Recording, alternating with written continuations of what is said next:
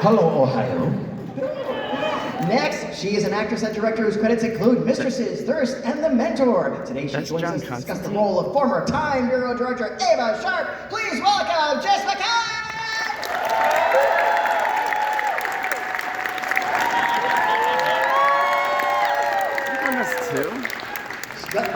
Strutting.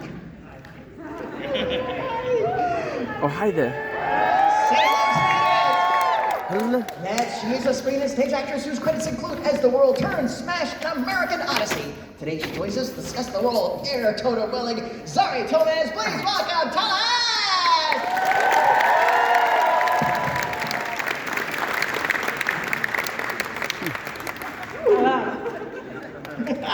Next, he is an actor whose work includes Chuck, Partners, and Scott Pilgrim versus the World. Chicken isn't vegan.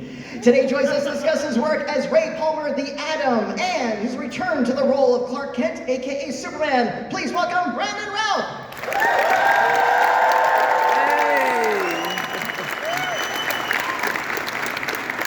And finally, she is an actress, singer, and dancer, and director whose dramedy work includes Death Valley, Mad Men, and The Pact. Today, she joins us to discuss the role of Sarah Lance, aka White Canary. Please welcome Katie Lotz.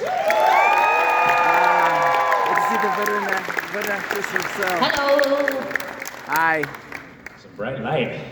Yeah, it absolutely is. Guys, welcome to Columbus. Thank you. Thank you. Oh, so glad to have you here. It's so glad to see you all in person. The past, during the unpleasantness, we did lots of virtual events. You know, we always saw each other in little boxes, and now we're all here. So is that what we're calling it, the unpleasantness? that's what I call it. Yeah, that's like, yeah, I was always told never to use the C word in public, so. Meh. Certainly a mixed company. So what I would love to do is I'd like to just throw this out before I go to our audience questions, but actually I want to say this first of all. I need to thank you all for your participation in this franchise and these roles. I thank you for your talents, I thank you for your professionalism, and I thank you all for the performances you brought to the Thank you. and you're welcome, absolutely welcome, all you. As a long-time DC fan, you did them all right, and the new ones that came in the show, thank you. Thank you all. Thank you. Thank you. So with that being said, I just got one, I just want to throw one out for y'all. For each of you, what was the craziest day you had on any of the DC sets, for any DC-related project you've worked on? So any of the CW shows, maybe something in the animated series in the booth, something like that, you know? It's a really difficult question, actually, because, I think obviously the show ended last year, and as you start to recall these things, you trail through all these memories of all these wonderful and crazy times that you had. So to pick one out is a difficult thing.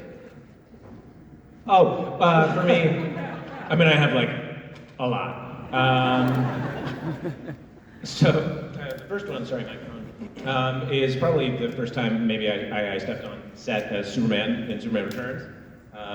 That was pretty epic. And then I could say, to bookend that, coming back, and the first time I stepped on the Batwoman stage to film my first scenes as Superman in the Crisis was pretty awesome and crazy and surreal. Again, I was so glad you had that opportunity. I was so glad you were able to bring in the role, and I teared up seeing you flying over the earth at the end of Crisis. I mean, I'll bring it lowbrow. When Cisco was on. That was mine! That was mine! You took it.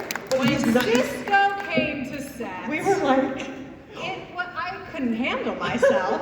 They all saw, and I wasn't even filming with him, but I came to set on a day I wasn't working in order to see him sing the thong song with 3 very cold bikini dancers. And I kept putting robes on like a mother. I was like, it's okay, we're Jess coming. was very triggered by their nakedness, and it was wondrful. And I screamed to him on the street. I went, Cisco!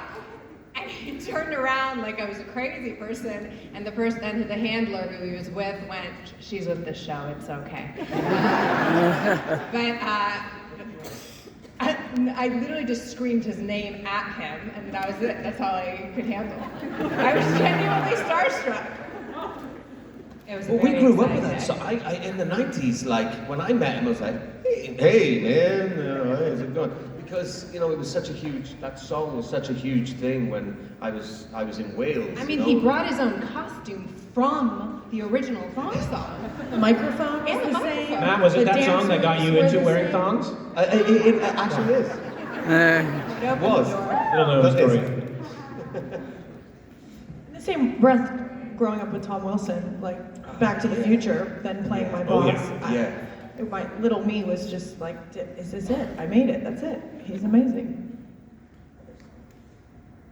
I love his Q&A song where he goes through, he has a song he does with like all the 20 questions he's always asked. Well, let's make it a fox fight, blah, blah. Yeah.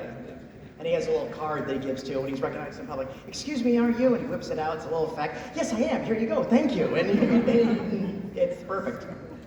I think for me, one of the, you know, it's hard to pick them out, but one that just popped into my head was, you know, having done the show Constantine and then, you know, Legends, Arrow and Legends pulling the character in from the dark and, you know, coming onto their show. That first scene that I did, where I had to walk onto the Wave Rider and like, you know, John Constantine has balls of steel, you know? It's like, I had to literally like hang it out. And there's all these guys looking at me like, who's this guy who's just walked on set? And John is the type of guy who takes, you know, when he walks into a room, he walks into a room, right? So I had to bring this energy, and me inside and going, oh my God, you know? And I can remember this moment, you know, I walked up, I winked to Wentworth, you know, I'm giving all this and all that, and inside, you know, there's a whole other dance going on. But that moment just popped into my head there of kind of something that struck me.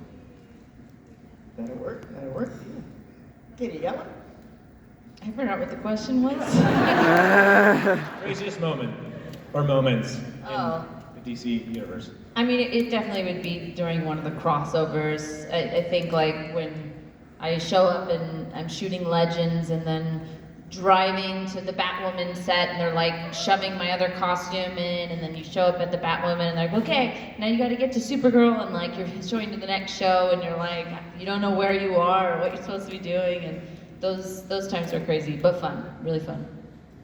Well, it was a fun ride, and it was so enjoyable. And again, thank you for all that entertainment you gave us all those times. And remember, we're fans of you, not just the characters. And whatever roads you guys are going to go into next, trust me, we're going to be following and we'll be watching, and we're really excited.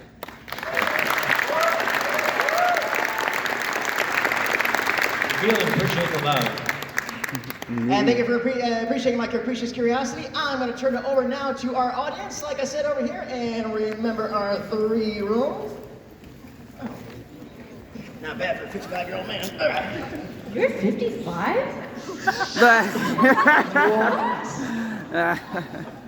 Yes, my dear. What's your name? Michelle Robinson. Put your hand down.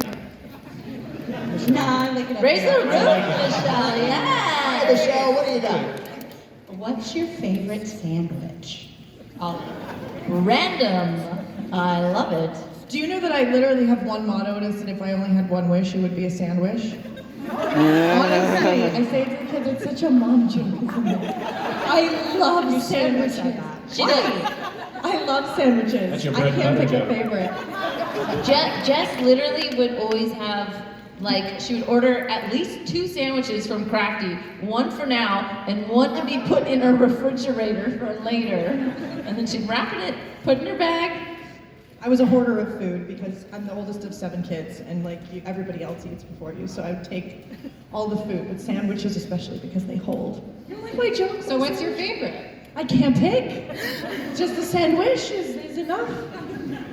I've never been a big sandwich person. Like I enjoy a good sandwich, but and this is not an ad, but there's the chicken farm market sandwich at Mendocino Farms, and it's just Not so fried one? it's not fried. No, No, it's literally called Not So Fried. Not that one? not that one. Oh. It's a market chicken salad. It's a chicken sandwich. I don't know. Not so fried. You can look it up. Grilled cheese. It's an advertisement. Okay, sorry. It's very bad. It's great. Well, I'm purposely doing it so it's not advertising, but it's a great sandwich. Mine's grilled cheese sandwich. Mine's a Reuben. You like a good pastrami sandwich. Mine's when I was a student, me and my friend Joseph Morgan. Here we go. So we used to get together, right? You know and I'm we from used to have a Wales. few sandwiches. And what it was, we used to put like salami, cheese, salami, cheese, salami, cheese, ham, grill it, and oh, that was so bad. I can see you doing the Elvis sandwich, the peanut butter and jelly and bacon. Oh yeah? Yeah. I can never understand the the sweet and savory. No I bacon? want you to get me in the picture with everyone else. No, it also has bacon. No. And bacon. Okay, yes. Banana and bacon though. That's the key. I never understand the whole kind of like pancakes with bacon. And like for me, I'm like either savory or sweet. If I mix, I'm You like, can't my say that in senses go Ohio. crazy. What are you doing? You're booed off stage. I think it is. Obviously, you're from Get another off the country. stage. It's part of the citizenship test. Fun question. Oh, thanks so much. There you go. There's yours. Great question. Yes. Well, you get a candy. No, they gotta earn it. So all right. What's your name, boss? What you got? My name is Felix. My question is, what was the toughest cast send-off that y'all experienced? Toughest cast send-off. Way to bring the room down, man. Well, sorry. No, you go. Well, it was Brandon, obviously. When Brandon left the series, because when I joined, I was a huge fan of him in Superman, and I think when I first met you, that's the first thing I said to you, and his energy and who he is as a person, and you know, with these kinds of shows, they're transient. You know, people they come and they go, but it's difficult because it becomes like a family, and the family has to break up. Yeah, it never felt the same. You know, it really didn't feel the same. It didn't feel the same. And it grows into something else. And it's not to say one is better than the other. This is kind of how it works, right? But that was for me, that was like, because For one that I was not involved in, and Courtney, I would say it would be Arthur. I thought with Arthur was weird because we never got to quite say a goodbye, but I always missed his energy, and he was such a foundational part of the show, obviously, being Rip Hunter and the captain of the Wave Rider for so long. And I always just wanted to work with him more. I never, we didn't really ever have one-on-one scenes.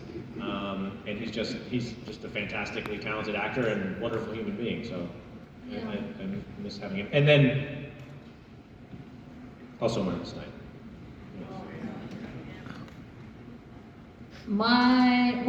Yeah, all of them are always hard, but I think Franz was a hard one too.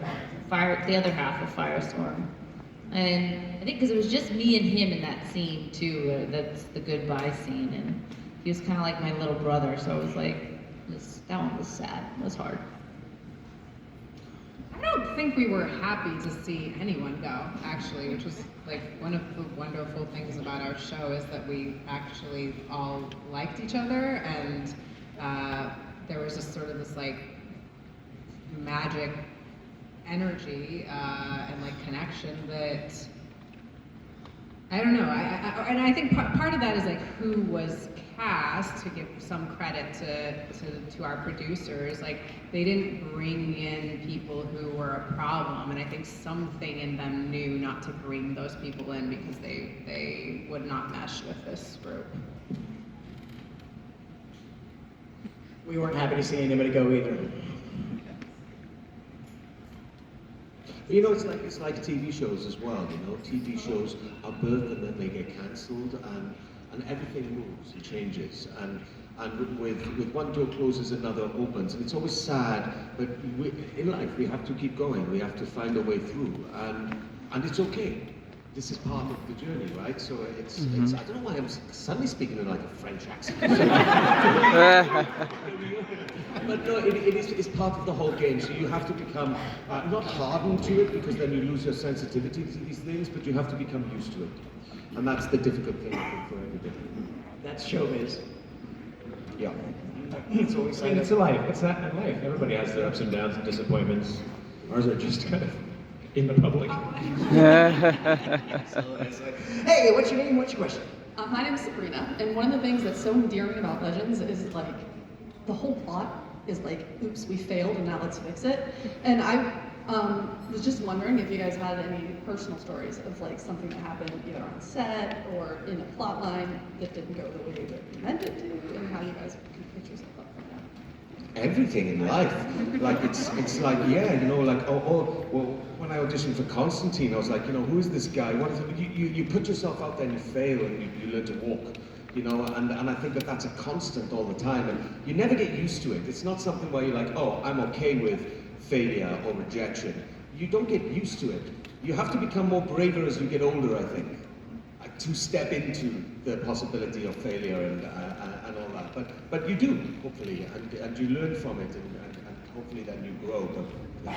I think that's a nice thing, and so true that you do have to get braver as you get older. Yeah. When you're younger, you can fail because you have so much time and like all opportunities, everything. So there is a certain amount of bravery to deal with failure as you get older. I think one of my strategies has always been to just rewrite things. So rather than like going, oh, this is a failure, I'd be like, oh, well, I didn't really want to do that anyways, and now I'm gonna do this. And so it's like, you know, take the chin and be like, yeah, well, you know, I meant to get hit in the face, and I'm gonna go over there now. Yeah, it's hard to see the positive in failure and mistakes, but when you look, you find the thing that you need to do to move forward. So once you adapt, that every failure, yes, there was a guy I had in drama school called Positive Pete, and he used to come in on a Friday and give us like these extempore lessons of how to kind of let go of energy and all of this stuff, and he would just do like these weird exercises, like, ooh, wow, like getting rid of your energy. And he would always say like, listen, if it fails, celebrate it. So you're like, I got that wrong, yes! And then you instantly do something with your brain where you look for something in that which you can move it forward, you know? Otherwise we retreat into ourselves. And I think that what that guy taught me was like, celebrate your failures and your mistakes, because that's, you know, it's great. Do you know why? Because I can learn something for it and I can move on, whatever that is, you know? Yeah, well, I think that you may not even be able to celebrate it in the moment. It may take days or years sometimes to celebrate it, but certainly, you know, each mistake, each mistake or each challenge is giving us an opportunity to learn something from it. And the more we learn from that one, I think the smaller the mistakes become. It's only really a failure if you don't learn from it. There you go. If not, it's a lesson, a good lesson. Lessons are always good. All right, there you go. Thank you. Hey, what's your name? My name is Alan. What do you want? So with all superhero shows, I want to know, what is the most uncomfortable costume any of you had to wear? Wait, hold on. There are almost 3 Constantines lined up. Tic-tac. Clearly, it's a comfortable costume. Yes. There's a story to be told here about costumes, right?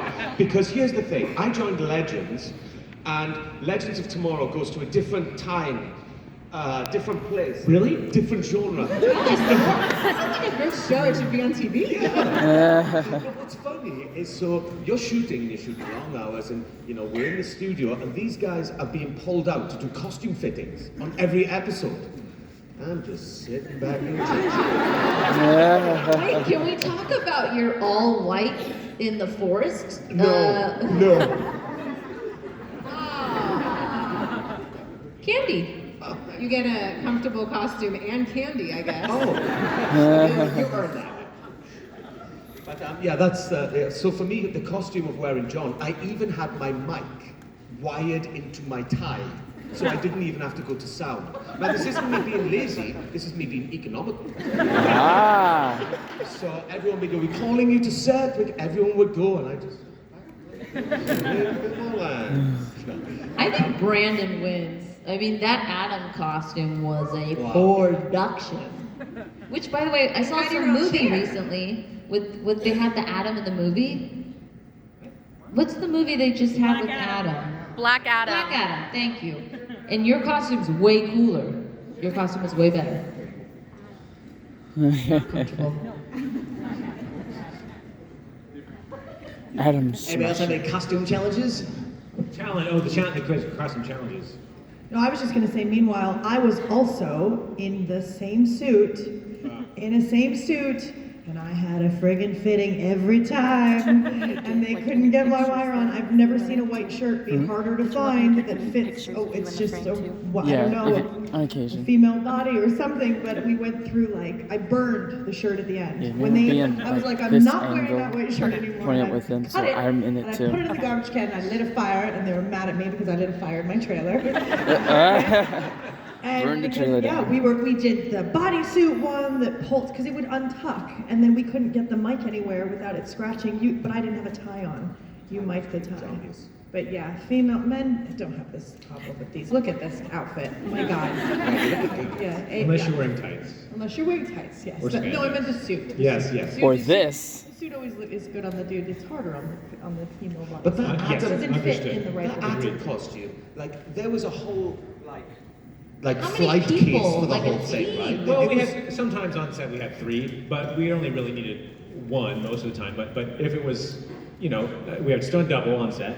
And if Andrew, my stunt double, was there, then we needed at least 2 or 3 people because they'd have to suit him up and then suit me up and go back and forth. And then there was a technical issue, like if the lights weren't lighting, the gears weren't spinning, they had to go back and figure out that the tech side of it wasn't just helping me get into the And you into the couldn't armor. sit in a regular Couldn't chair. sit very well, as comfortably, so there's like a little, recliner thing. Do you remember that one time we were filming and they bought leaning boards for us? I remember that.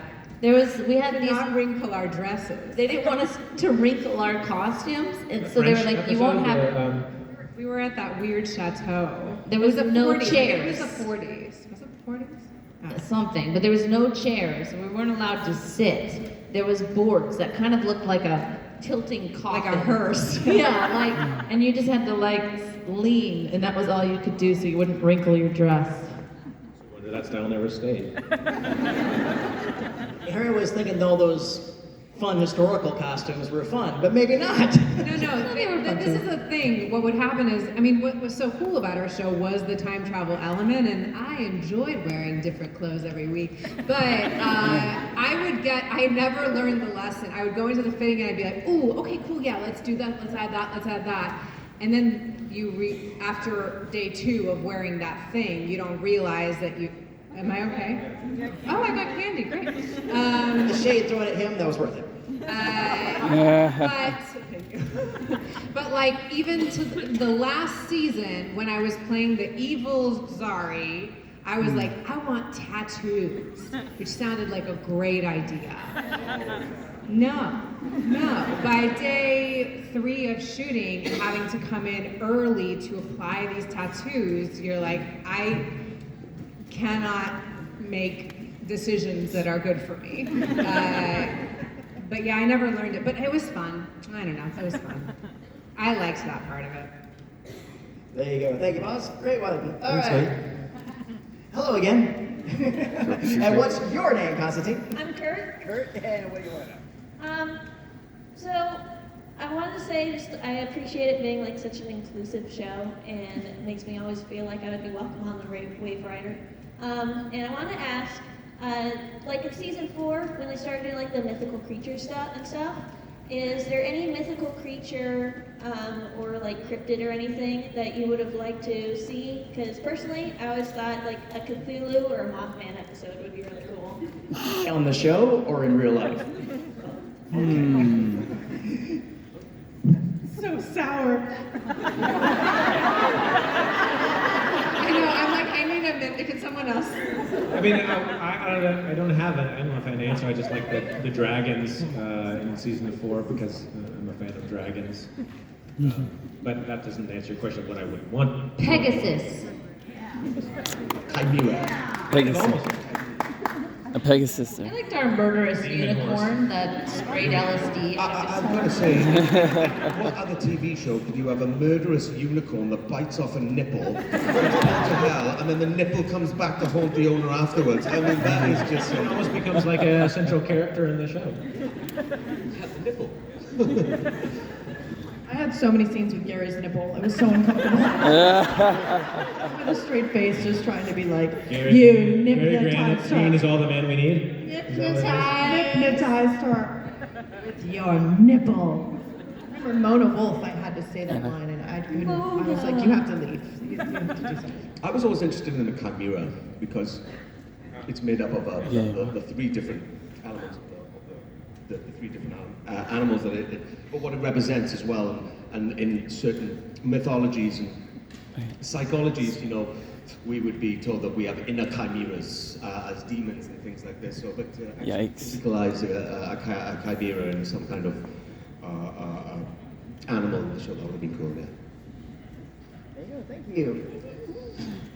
And next, hi. What's your name? Olivia. What do you want to know, Olivia?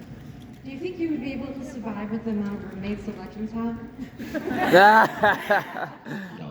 Not the bathroom Not with one situation. bathroom, as you say, not with one bathroom. I definitely have lived that, yes. I think at one point I was living with this like 80s, they were a modern day 80s band, but it was like, somebody was living in, and I found this like room on Craigslist, and I literally moved in with this band, and there was like 6 other people. Someone was living in like a small little closet area. So yeah, we were okay. There you go. Thank you. Hey, well, what's your name? I'm Garland. John. What do you want? I'd like to know, with everything from Bebo to the Murder Unicorn to Grodd kidnapping Obama, as actors, what was it like for you to have to deal with all of the randomness that the writers chucked your way every week? Good question. It was fun. I think once Bebo was introduced, there was no more random. Like, we all knew that like this was gonna sink us, or it was gonna, you know, make Bebo the biggest, most famous part of the show. I remember when Caesar was on the show, and he had to give a speech, and the actor was like he was very like, I am an actor. Yeah, he's on Lord of the Rings right now. Yeah, and he's an amazing actor. Yeah. Simon Let's Merrill. check and that he was episode having to again. give a speech to a bunch of frat boys in togas, and he was like, am I doing this right? Is I this don't think the I understand the show?" tone of the show. Like, Breaking the fourth you're wall. doing it. It's good. Keep going. I think it's also one of the most one of the great things about the show. You know, once you're on a show and you're set in the genre, and especially on some network shows where you're having like a repeat week, but like we never knew what we were getting. Each script would be like, okay, right, sit yourself down. What are they gonna? Oh my God, You're what a are clown. they doing? So it was always a surprise, and I never experienced that on anything else. Where you're in a show, we're in a superhero context and genre, but you're surprised in that way every time. So it was kind of fun in that way. And then daunting. I feel like it was disappointing when it wasn't weird. Like when we would later in the series, there would be like some episodes that were just more normal, and I would be like, no. I was just saying to some people at the table, we were chatting, and I was like, why didn't we ever do an episode where we actually jumped a shark? Good question. Actually That would've been jumped a shark. hilarious. Reason to come back. Like, do you know jump the shark? You Dan, probably that's don't know good. jump the shark, what I that means. don't know Can what- someone explain to John Constantine what jump the shark means? What's jump the shark? When Happy Days was running down, they had an episode where Henry Winkler, as the Fonz, actually water skiing, and he actually jumped over a shark as a stunt. Because they had no And new they had ideas. no other ideas. They had run out of ideas on the TV show. So that's Thank you. It was like Actually, You're I jumping didn't the know where it shark came from. when you have nowhere to go. And It's like you've gone too far. Okay. I got to ask Howard that question. But We you're aware said of that. never. Yeah, make sure you're on them. Yeah, me too. And he's the most wonderful guy in the world. Yeah, I was actually next to him on a table on a con once, and obviously as a huge fan from watching. Well, I obviously didn't see him jump a shark, but yeah, it's great. There you have it then. May your sharks never jump. Hey, what's your name? My name is Tiana. It's like piano, but with a T instead of a P. All right, Well, for one, I'm gonna call her a Pegasus sister forever. All right. And, however, speaking of growing three, my birthday is in 4 days, and every time I tell someone about it, only military members seem to figure it out. So, I have a question. What day do you know is on December 7th? Pearl Harbor. Yep, Pearl Harbor Remembrance Day, my birthday. Happy early Pearl birthday. Harbor and day of birth. Your birthday is not a day that will live in infamy. Then again, though, you tend to learn things in history, though those who don't learn history are doomed to repeat it. And I think you all know that very well. Indeed. Well, happy upcoming birthday. All right, happy birthday. Happy birthday. Thank you. You're very welcome. Very welcome. Bye.